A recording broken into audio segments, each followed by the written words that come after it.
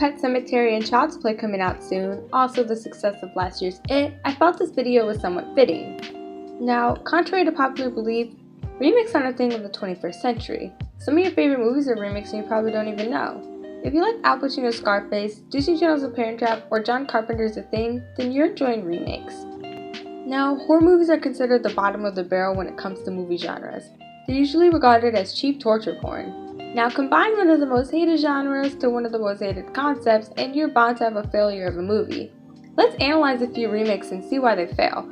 I use the term analyzing loosely, by the way. I'm not really smart, so everything I'm saying here is just my silly opinion.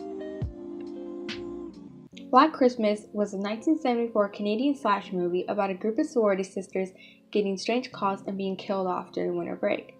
This movie is a classic and is dubbed as the first ever slasher movie, although some think it's Halloween. Sadly, this movie was remade in 2006 and it was a complete mess. This remake is what I call an I'm way smarter than the original.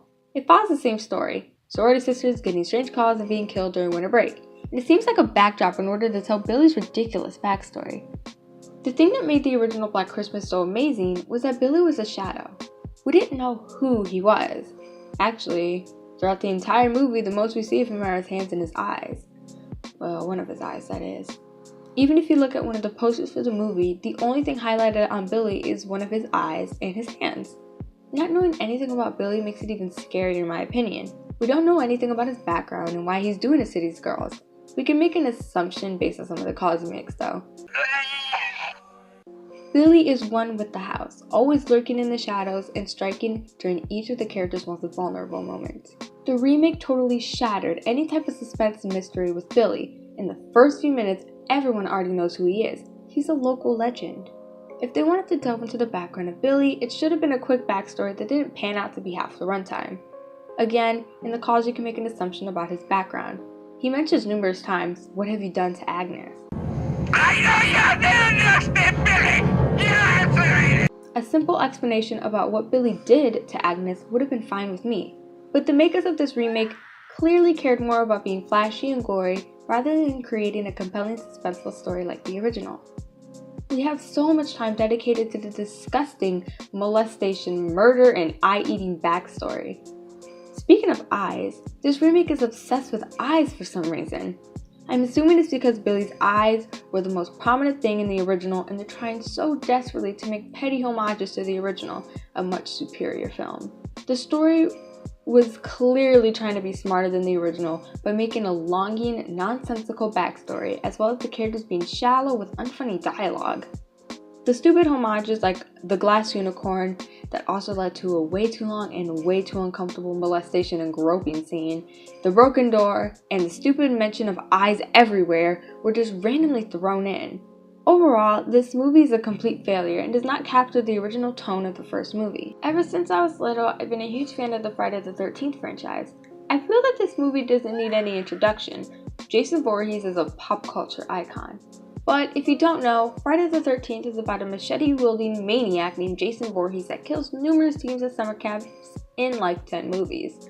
The movies all had a small amount of nudity in it, which made the viewing experience a little uncomfortable if you watch with your parents. But out of all the Friday movies, the 2009 remake would have to be the most uncomfortable to watch to anyone, and even alone. The gore is good, and the kills are good, but the constant nudity and mention of sex were very annoying, and the scene where that guy was literally dirty talking to a mannequin was like, so confusing. I'm so happy Jason killed him. Go Jason. Adding these scenes seemed like a cheapening factor. I mean, some of them did segue into amazing kills, but they're just useless scenes. Every second of the Friday remake was about sex. I'm shocked Jason didn't start having sex. A few weeks ago I watched a My Bloody Valentine remake, the original being another great Canadian horror movie, and this problem also applied.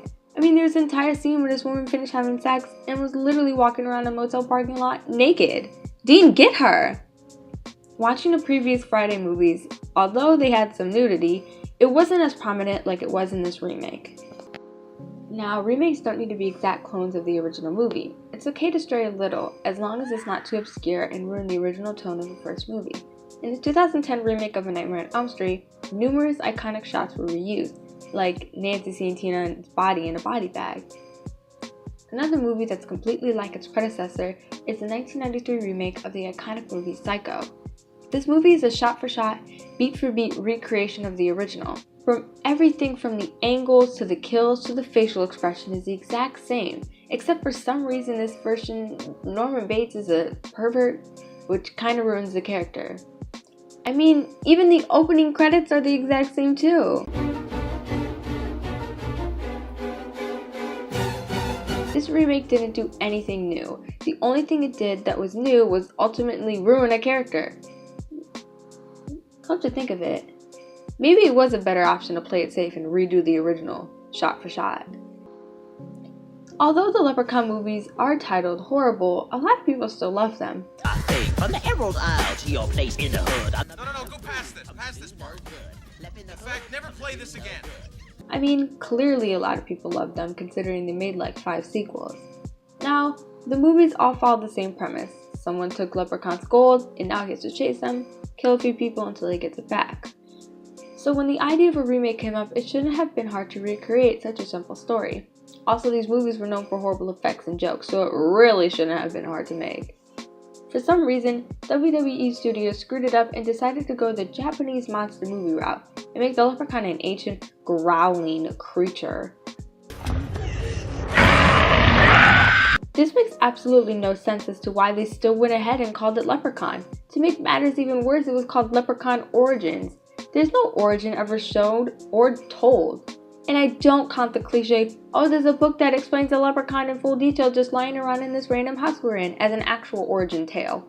They hid behind the Leprechaun name in order to garner actual fans of the Warwick Davis Leprechaun movies, just so they can get more money. So, what makes a good remake? What makes a good remake is heart. All of these movies were solely made to make money. No one cared if the movie turned out good. A good remake shouldn't be a carbon copy of the original. It should expand upon the original story while maintaining the same tone and atmosphere.